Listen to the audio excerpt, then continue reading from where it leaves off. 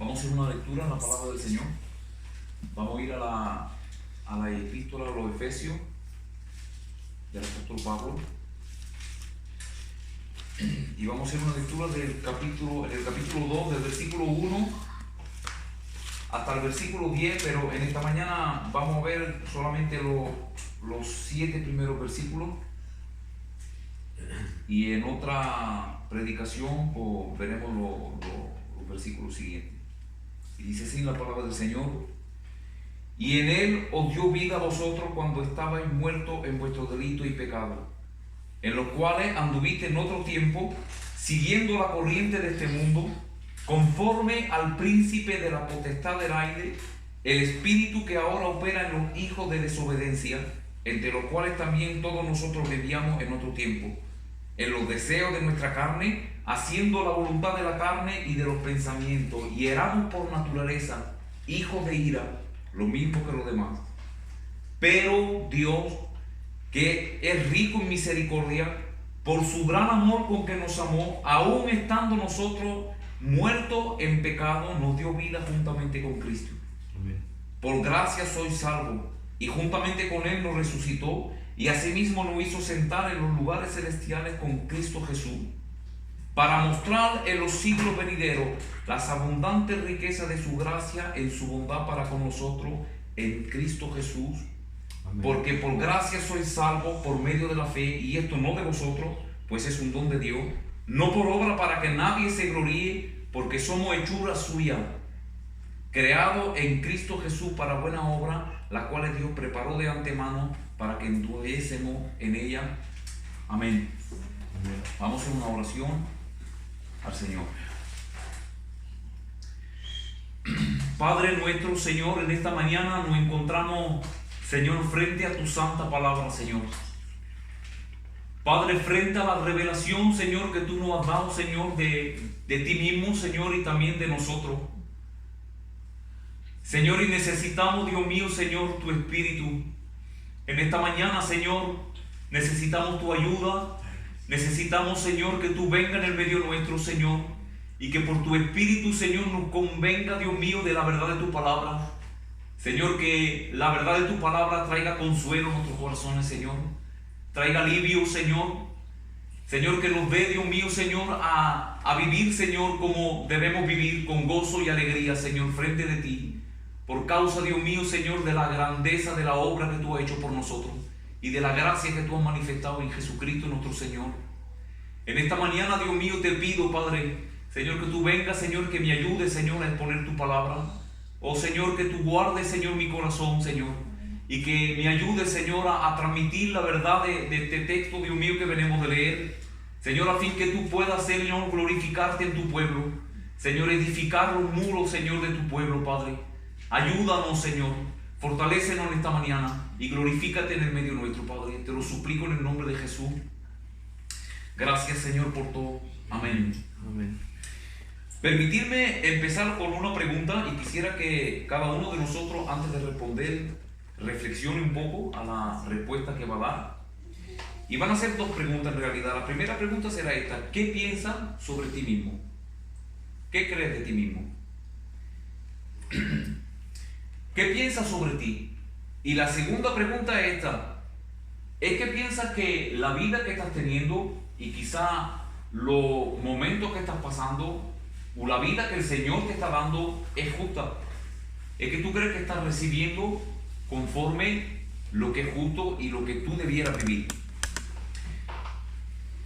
Dejarme dar dos respuestas las más corrientes. La primera respuesta sería la respuesta a estas dos preguntas de una persona que no está convertida.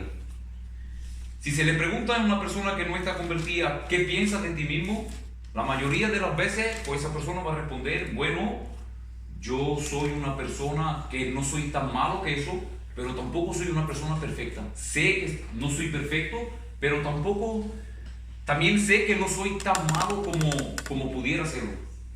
Pruebo de intentar de quedarme en el medio. Y si le hacemos esta misma pregunta a un creyente, y la mayoría de nosotros esta mañana respondería: yo sé que soy pecador. Sé que soy un pecador. Pero Mi argumento en esta mañana sería este: ¿es que estás viviendo en conformidad con tu declaración?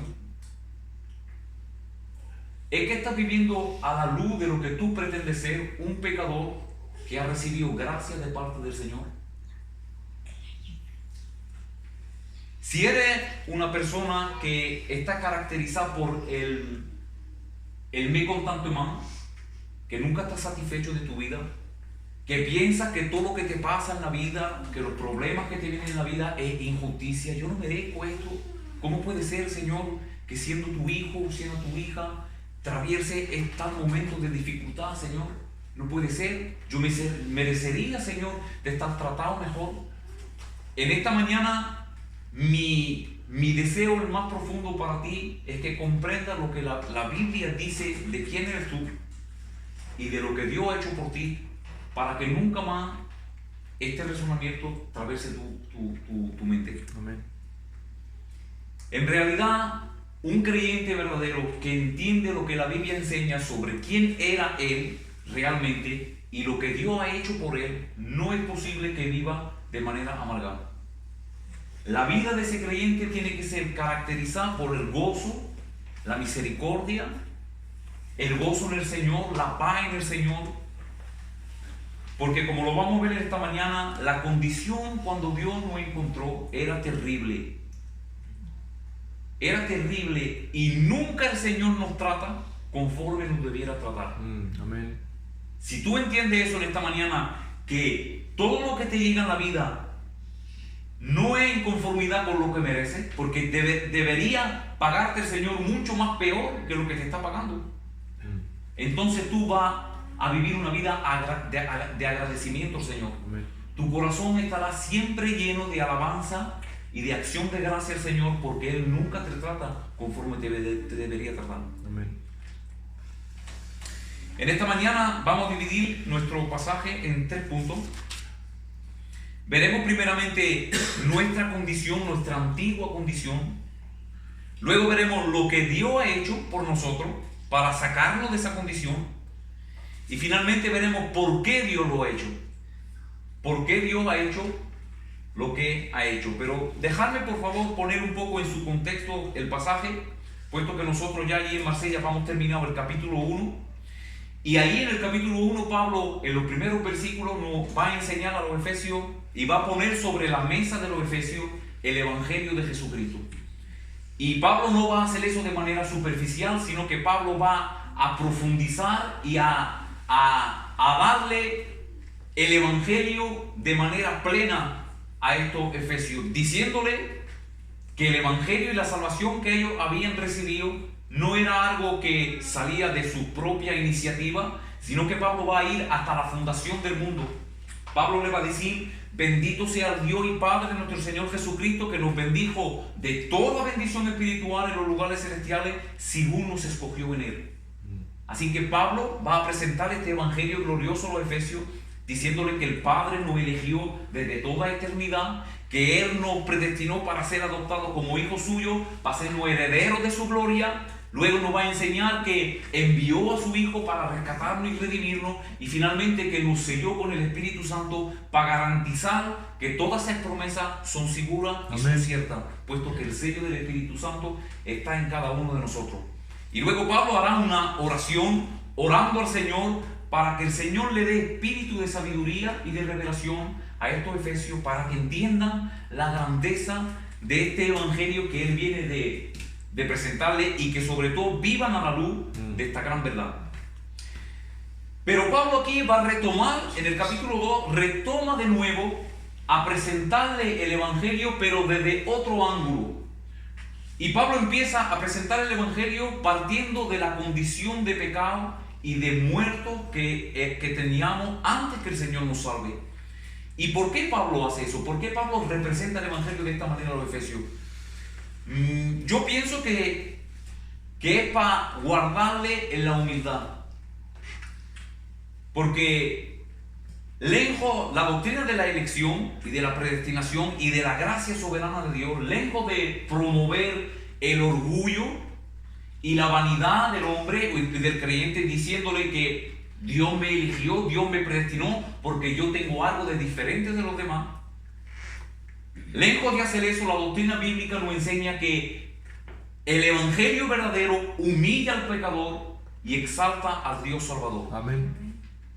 Y Pablo quiere recordarle a estos efesios que aunque Dios lo haya elegido, aunque Dios lo haya predestinado, aunque todo eso sea una iniciativa de Dios para ellos, todo eso no es debido a que había algo bueno en ellos, sino que se le debe a la pura gracia y a la misericordia del Señor. Por eso Pablo creo que empieza este capítulo 2 mostrándonos la condición que es la nuestra antes que el Señor nos salve. Y dice así en el versículo 1 del capítulo 2, dice así: y Él os dio vida a vosotros cuando estabais muertos en vuestros delitos y pecados. Así que la primera gran verdad que tú tienes que saber sobre ti para que pienses correctamente de ti y que vivas correctamente a la luz de la gracia del Señor, es que la Biblia dice que estábamos muertos en nuestros delitos y pecados. Y mientras estaba estudiando este pasaje me recordaba una conversación que tuve con una persona y hablándole de la condición del hombre antes que el Señor le salve, yo le cité este pasaje diciéndole: la Biblia afirma que el hombre está muerto. Y esa persona me decía: no, el hombre no está muerto. Y con un tono irónico, como sacándose, riéndose de mí, me decía: si el hombre vive, el hombre anda, el hombre trabaja, ¿cómo puedes decir tú que el hombre está muerto? Y tenemos que estar de acuerdo con cierta reflexión de tal hombre que nos dicen: pero ¿cómo la Biblia puede afirmar que el hombre está muerto cuando el hombre en realidad, la luz de lo que estamos viendo en la vida de todos los días, nos prueba que el hombre no está muerto, que el hombre vive? Entonces, ¿qué nos está diciendo la Biblia cuando la Biblia afirma que el hombre está muerto? Es cierto que el hombre no está muerto para su vida física, que el hombre tampoco está muerto en su intelecto, es decir, que el hombre es capaz de ser inteligente y crear muchas cosas y hasta hacer cosas buenas. Entonces, ¿qué nos quiere decir la Biblia cuando nos dice Pablo aquí, en este pasaje, que estábamos muertos en nuestro delito y pecado? Y esto es muy importante entender.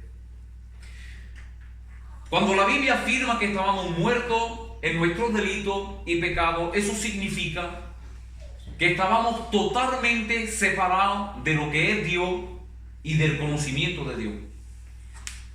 Nuestra vida era completamente extranjera a la vida de Dios, y Pablo dirá eso en el capítulo 4, en el versículo 17 dirá así: esto pues digo y requiero en el Señor, que ya no andéis como los otros gentiles, que andan en la vanidad de su mente, teniendo el entendimiento entenebrecido, ajenos de la vida de Dios, por la ignorancia que en ellos hay, por la dureza de sus corazones, los cuales después que perdiendo toda sensibilidad, se entregaron a la lascivia para cometer con avidez toda clase de impureza. Así que cuando la Biblia nos habla de que nosotros estamos muertos en nuestros delitos y pecados, eso nos dice que en realidad cuando Dios nos encontró, nuestra vida era completamente inerta como la de un cadáver en lo que concierne las cosas espirituales. La Biblia afirma en 1 Corintios 2:14 que el hombre natural no percibe las cosas del Espíritu y no las puede entender porque se han de entender espiritualmente. Nadie, dice la Biblia, nadie en el mundo, ningún hombre, desde la creación hasta que el Señor venga, no hay ningún hombre que naturalmente tenga una inclinación hacia ese Dios verdadero. Nadie lo busca, nadie lo conoce. Todos nosotros estábamos separados totalmente de Él, sin percibir ni su gloria, ni su poder,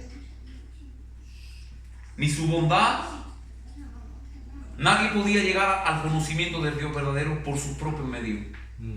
Estábamos totalmente separados. Y el texto que venimos de leer no habla de ese estado, nos dice: nuestra mente se había envanecido. Teníamos el entendimiento entenebrecido. Éramos ajenos a la vida de Dios por la ignorancia que había en nosotros y por la dureza de nuestro corazón. Y todo eso nos llevó a librarnos a nuestros pecados.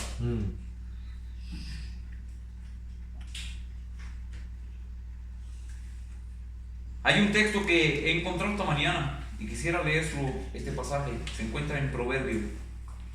Quizás tú me dirás, esta condición que me estás describiendo, Josito, de muerto en mi pecado, con que yo no buscaba al Señor, es terrible, pero yo no le deseaba. Yo no quería estar así. Pero la Biblia tiene otra respuesta a eso. En Proverbios 8, en el versículo 36, escucha bien este pasaje, dice así: mas el que peca contra mí defrauda a su alma. Todos los que me aborrecen aman la muerte. En otra versión dice así: mas el que peca contra mí hiere su propia alma, se hace daño él solo, porque todos los que me aborrecen aman la muerte. Así que la Biblia afirma que no solamente estábamos muertos en nuestro pecado, sino que amábamos esa condición que teníamos. En ningún momento tú fueras querido salir de esa condición de muerte espiritual y de separación de con Dios por ti mismo. Tú amabas esa condición, yo amaba esa condición. Y Pablo nos dice que estábamos muertos en nuestro delito y pecado. Y aquí la palabra delito y pecado, Pablo está hablando de la misma cosa, solamente que amplifica el concepto diciéndonos delito. Delito es que no llegamos, fracasemos, no hemos llegado a las normas de Dios. Y pecado es que no lleguemos al blanco, no dimos, no cumplimos el propósito por el cual Dios nos creó.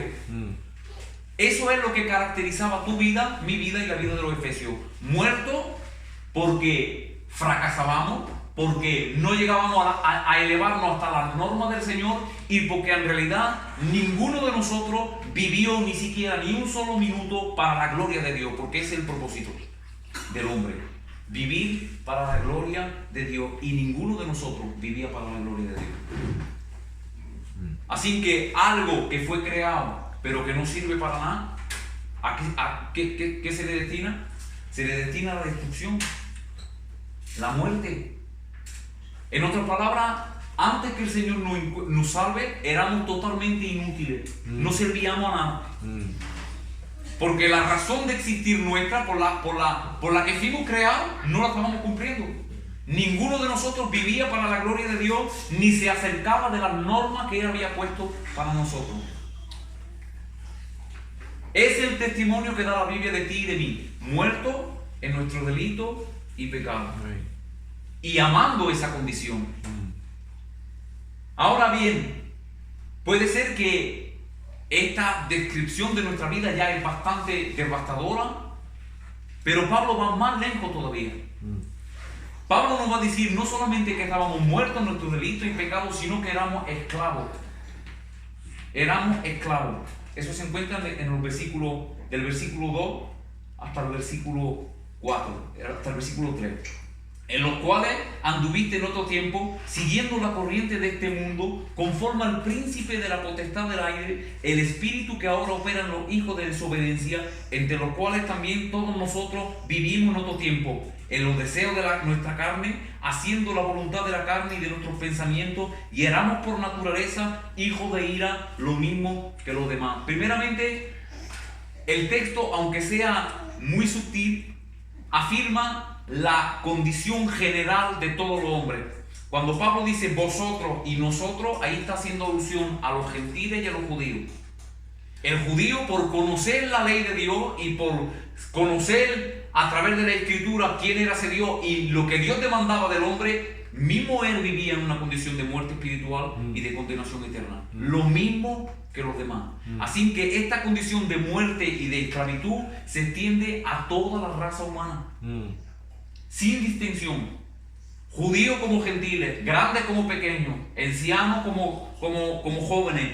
Todo el mundo nace bajo la condenación y el juicio del Señor.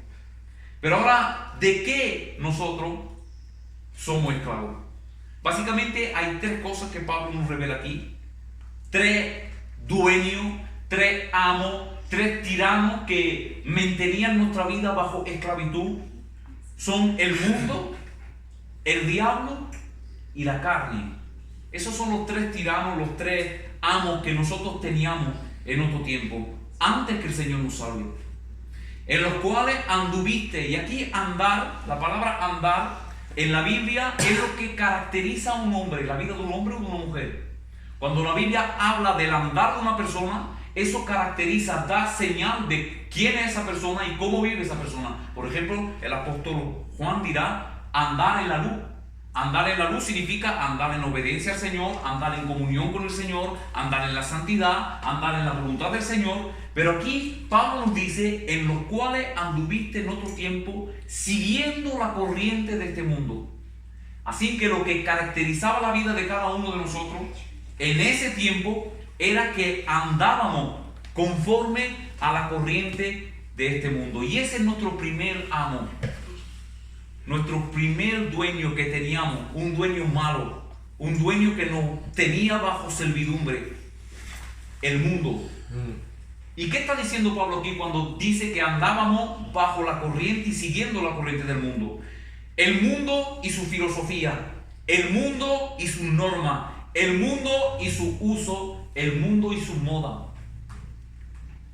Pablo está diciendo que todo lo que hace que este mundo viva, que el mundo viva como vive, la manera de pensar, las normas que usa en el mundo, la moda que el mundo promueve y que la gente del mundo se acomoda a esas modas, todo eso era la esclavitud que el mundo nos imponía a cada uno de nosotros. En otras palabras, cuando una persona vive sin Dios en el mundo, cuando una persona vive esclavo de esta corriente, de este mundo, en realidad no está haciendo lo que quiere hacer.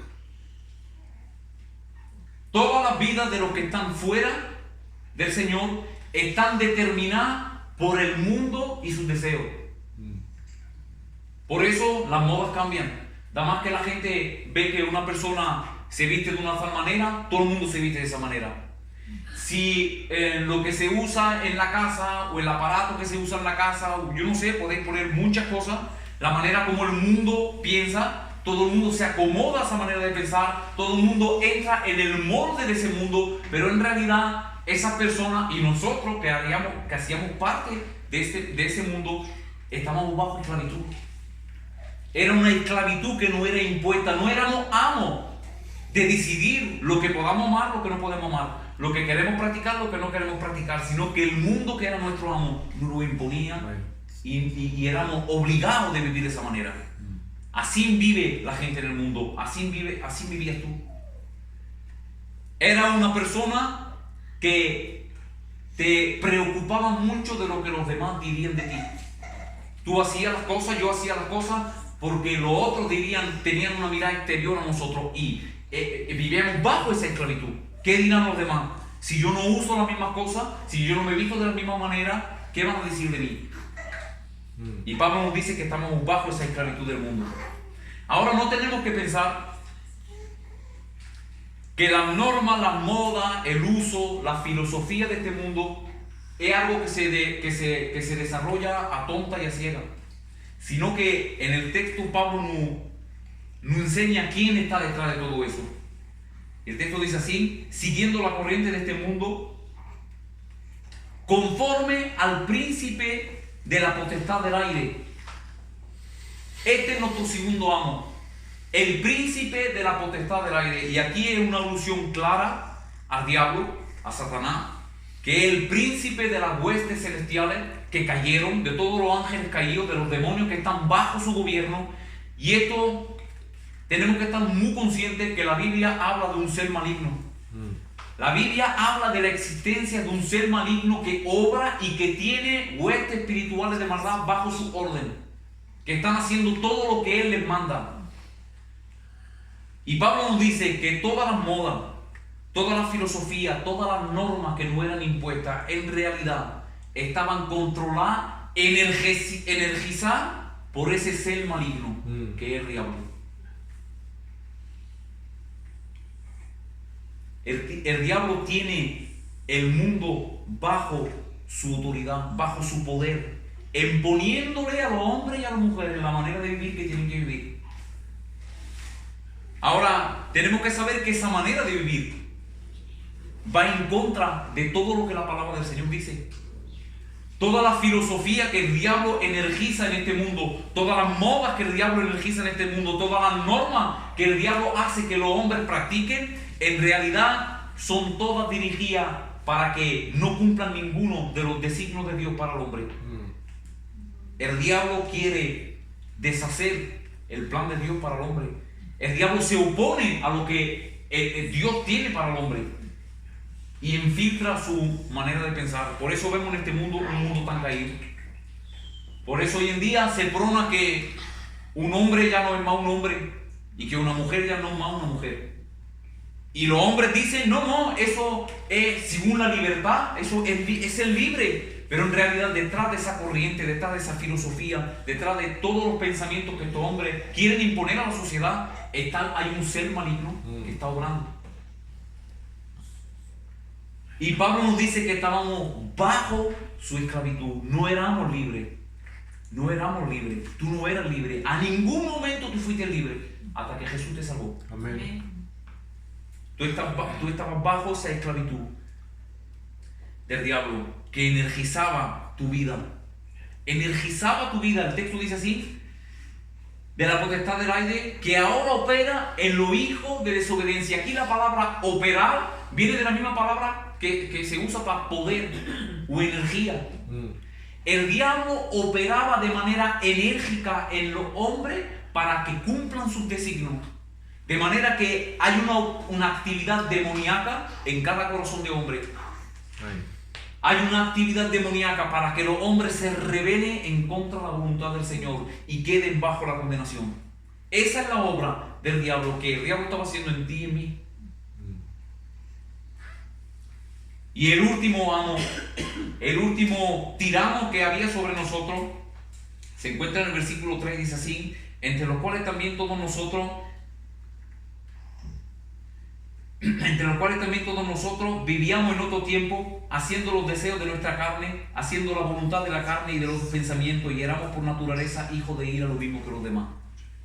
El último amo es nuestra carne, son nuestros deseos y es nuestra corrupción, nuestra propia corrupción, porque la primera idea que nos puede venir es que todos esos tiranos que hasta ahora hemos visto eran exterior a nosotros, eran fuerzas que obraban pero de manera exterior y nos imponían su servidumbre.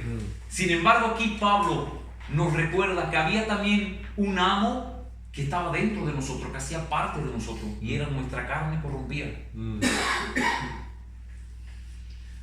Con que había dos amos que nos tiranizaban desde afuera y uno desde adentro que cooperaba con esos dos amos. Es decir, que tú y yo nos librábamos a esos dos amos, al mundo y al diablo. Éramos esclavos contentos. Éramos esclavos conscientes. Esclavos que deseábamos y amábamos nuestra condición de esclavo. Los servíamos con gozo a nuestro amo. En Gálatas 5 encontramos una descripción de lo que son los deseos de la carne, a los cuales tú y yo nos conformábamos. Dice así Pablo en Gálatas 5, en el versículo 19, ¿cuáles son los deseos de la carne? A los cuales tú y yo estábamos conformes y vivíamos para ellos. Dice así: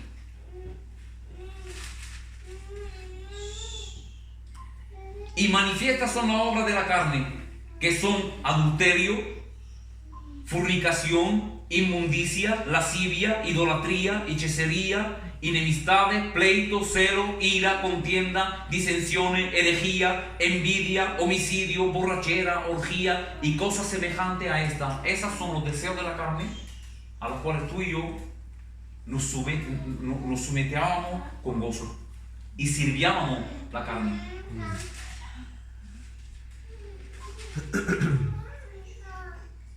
Así que esta es la condición cuando Dios te encontró, muerto en tus delitos y pecados y esclavo de tu carne, del diablo y del mundo. Todo eso, ¿a qué nos conducía?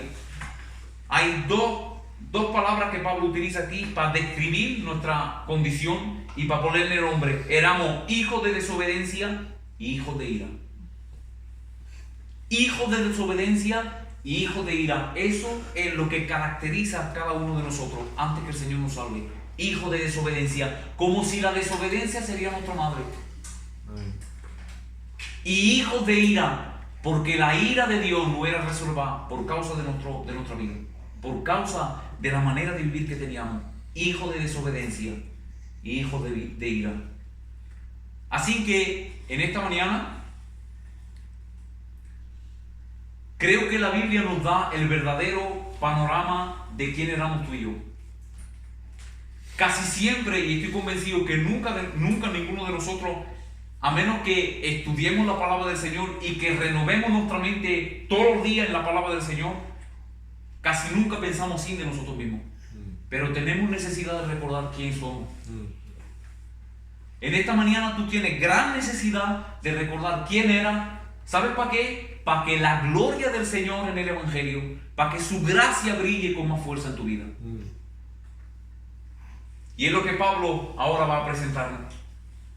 Después de haber mostrado esa terrible condición en la cual nos encontrábamos, hijo de desobediencia y hijo de ira, ahora pasa Pablo a presentarnos la gloria del Señor, la gracia del Señor, lo que hizo Dios por nosotros. Eso se encuentra en el versículo 4.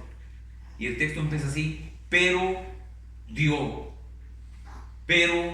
Y aquí Pablo nos lleva inmediatamente a pensar en el fundamento de nuestro gozo y de nuestra esperanza. Amén. El fundamento de nuestro gozo y de nuestra esperanza no descansa en ti mismo.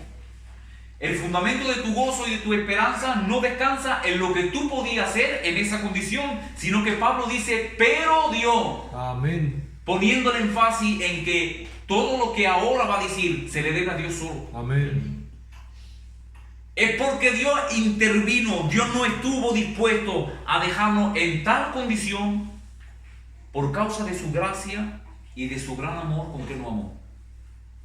Pero Dios, que es rico en misericordia, por causa de su gran amor, aún estando nosotros muertos en pecado, nos dio vida juntamente con Cristo. Por gracia seis salvos. Pablo nos lleva inmediatamente, después de habernos presentado nuestra terrible condición, a lo que Dios hizo por nosotros. Y Dios lo hizo, como lo dice el pasaje, por su misericordia. Porque Dios es grande en misericordia.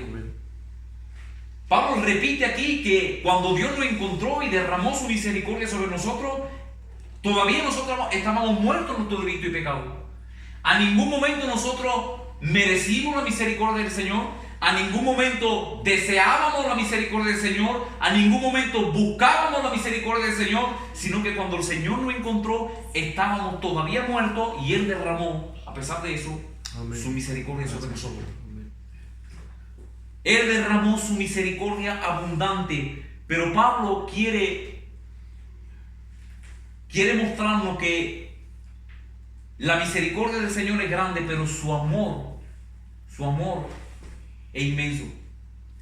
Y dice así: pero Dios, que es rico en misericordia por causa de su gran amor. Su misericordia es grande porque su amor es grande. La gracia y el amor del Señor es inconmensurable. No se puede medir, no se puede mesurar el amor que Dios tiene redentor por su pueblo. Él nos amó cuando nosotros estábamos muertos en nuestro delito y pecado. Y la Biblia enseña que el amor de Dios se mide de esa manera. Si cuando éramos enemigos Dios ha dado su Hijo por nosotros, ¿cuánto más ahora que nos ha salvado? El amor de Dios, tú puedes medir el amor de Dios a través del don que Dios ha hecho, que es su Hijo, pero también a través de la persona que Dios ha amado, que éramos rebeldes y muertos en nuestro pecado. Amén.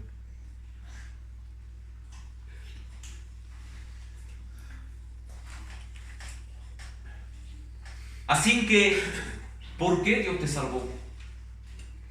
Porque te amó. Amén. Simplemente porque te amó. Y como lo he dicho, no porque había algo que mereciera su amor en ti. Y es lo que Pablo quiere transmitir a los efesios. Dios nos eligió, Dios nos salvó por gracia, porque había algo en vosotros que atirar al Señor a elegirte a ti más bien que a otro. Eso se debe al puro amor de Dios. Y el amor de Dios es soberano.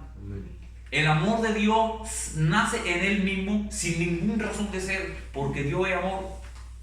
Dios no tiene necesidad de una razón para amar. Eso está en su naturaleza misma. Y Dios derramó ese amor sobre ti de manera abundante cuando tú no lo merecías. Cuando tú no merecías ni una chispa de ese amor, ni una chispa de esa misericordia, cuando en realidad tú vivías en contra de ese amor, en rebeldía contra ese amor y en guerra contra ese Dios, Dios decidió amarte y dar su Hijo por ti.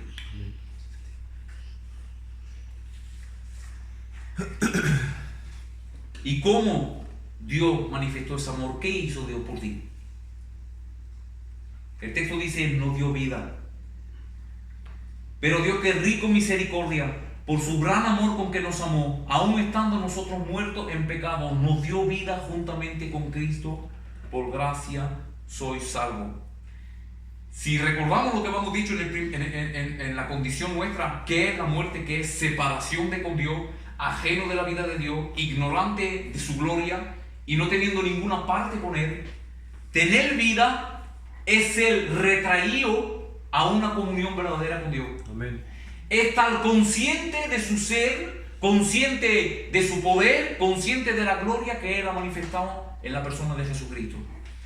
Y si vamos a Colosenses, quiero llevar a Colosenses, en el texto que ha sido leído en esta mañana, en el versículo 11 dice así Pablo: en Él también fuiste circuncidados con circuncisión no hecha a mano, al echar de vosotros el cuerpo pecaminoso carnal en la circuncisión de Cristo, sepultados con Él en el bautismo, en el cual fuiste también resucitados con Él, mediante la fe en el poder de Dios que lo levantó de los muertos. Esa es la resurrección. Al momento cuando Dios te encontró, cuando Él decidió derramar su amor y su misericordia sobre ti, tú estabas muerto, ajeno de la vida de Dios, pero Dios, a través de su palabra y del poder del Evangelio, mandó a que la luz se haga en tu corazón y que la vida recobre, que tu corazón recobre vida. Amén. ¿Y cómo se manifestó esa vida? Esa vida se manifestó porque tú viste por primera vez la gloria de Jesucristo y tuviste fe en Él. Esa es la vida que Dios te ha dado. Dios te ha dado vida dándote la capacidad de percibir la gloria del Evangelio. Tú tuviste fe en Él y juntamente con Él fuiste resucitado. Él te dio la capacidad de arrepentirte. Él te dio la fe a través de su poder, a través del poder de su Espíritu, mediante la predicación del Evangelio. Vivificó tu corazón, energizó tu corazón para que tú puedas conocer y ver la gloria de Jesucristo.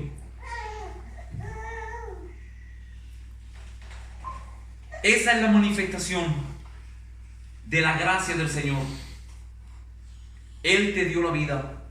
Él te dio una nueva vida, cambiando tu corazón, dándote un corazón capaz de percibir, un corazón de ser un corazón endurecido a un corazón tierno, de ser un corazón ignorante a un corazón que ahora aprende y aprecia las cosas del Señor, de tener una mente entenebrecida. Él hizo la luz por su Espíritu y su palabra, limpiando tu mente, restaurando tu ser y, como lo hemos cantado antes, haciéndote de ti una nueva criatura. Amén.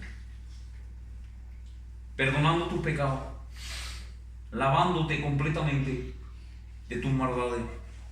Esa es la manera como el Señor derramó sobre ti su amor y su misericordia. Pero el texto también nos dice que cuando Dios nos resucitó de entre los muertos y nos hizo creer en Cristo, no solamente la gracia de Dios se ha limitado a perdonar tus pecados, a no ser más un hijo de ira, ahora tener una esperanza, a tener una mente que ahora entiende, sino que también te dio una posición exaltada. Amén. Te sentó, dice el pasaje, a la diestra a su diestra con Cristo Jesús. Amén. Hemos pasado de una condición de muerte espiritual a vida espiritual, de personas que son esclavas y que son lo más bajo posible, a personas que ahora están sentadas nada menos a la diestra del Dios Todopoderoso. Amén. Y todo eso por la única gracia del Señor, cuando tú no merecías nada. Dios te resucitó, Dios te unió con Cristo y Dios te sentó a su diestra. Amén. Para la eternidad. Y eso es irrevocable. Amén. Tú no podrás más volver a un estado de muerte. Tú no podrás más volver a un estado de esclavitud. Porque ahora eres su posesión. Amén. Eres suyo. Él te compró con la sangre de su Hijo por la eternidad. Y la prueba de todo eso es que Pablo afirma que eso ya está hecho. Amén. Él no dice, Dios resucitó de entre los muertos, su dio vida, su dio fe en el Señor y su asentará más tarde cuando Él venga, si perseveráis hasta el fin. Él no dice eso. Él dice, desde ahora, desde el momento donde tú creíste en el Señor Jesucristo, donde tú resucitaste de entre los muertos, Dios te sentó. Tú estás sentado ahora con Cristo Jesús, compartiendo todos los beneficios que el Hijo resucitado Amén. y exaltado comparte. Amén. Amén. El Padre te hizo heredero de toda su riqueza, juntamente con su Hijo. Esa es tu condición ahora. Y me dirá ahora tú, pero ¿por qué? Si es que no había nada en mí, como lo venimos de ver, si yo era un rebelde, si yo era un esclavo alegre de mi condición y Dios me dio todo esto, entonces, ¿cuál es la razón? ¿Por qué Dios hizo todo eso? Y eso nos lleva a nuestro tercer punto, y termino con este. Pablo nos dice a partir del verso, en el verso 6, y juntamente con Él nos resucitó y asimismo nos hizo sentar en los lugares celestiales con Cristo, en el versículo 7, para mostrar en los siglos venideros la abundante riqueza de su gracia en su bondad para con nosotros en Cristo Jesús. Ese es el motivo por el cual Dios hizo esa obra extraordinaria en tu vida. Para mostrar en los siglos venideros la abundante riqueza de su gracia.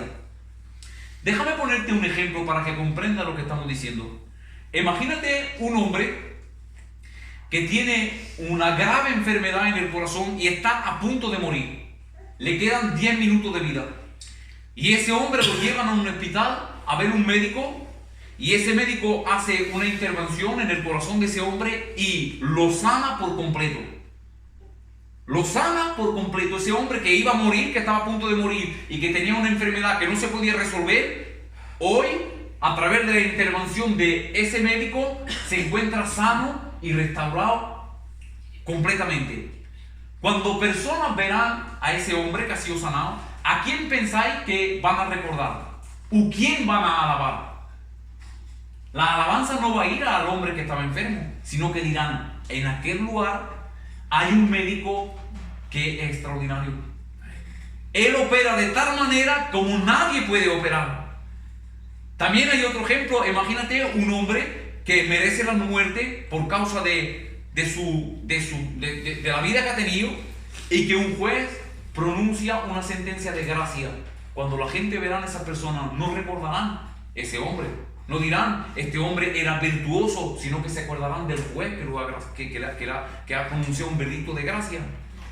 Y Pablo lo que está diciendo aquí es que cuando las personas y cuando en el siglo venidero las huestes celestiales, los ángeles, los serafines, todos los seres que poblan hoy en día el trono del Señor, verán a cada uno de los redimidos, sus miradas se van a volver hacia Dios. Amén. Para alabarlo por causa de la bondad que ha manifestado. Aleluya, amén. Amén. Para mostrar en los siglos venideros la abundante riqueza de su gracia y su bondad para con nosotros. En realidad, tú eres un trofeo eterno, amén, de la gracia y de la misericordia de Dios. Amén. En el siglo venidero, es decir, en el mundo que Dios va a establecer, en el mundo que Dios va a recrear, en ese mundo de gloria y de majestad, cuando los seres que poblan ese mundo te verán, recordarán la gracia y la bondad de Dios. Amén. Y lo adorarán a Él para siempre. Amén. Tú serás un reflejo de la gloria de Dios. Amén. Eso es lo que Pablo nos está diciendo. Entonces, a la pregunta que esta mañana he podido hacer, ¿qué piensas de ti mismo? ¿Qué crees de ti mismo? y es que está contento con la vida que tiene. Eres una persona que está caracterizada por estar contento, por estar satisfecho de la vida que tiene.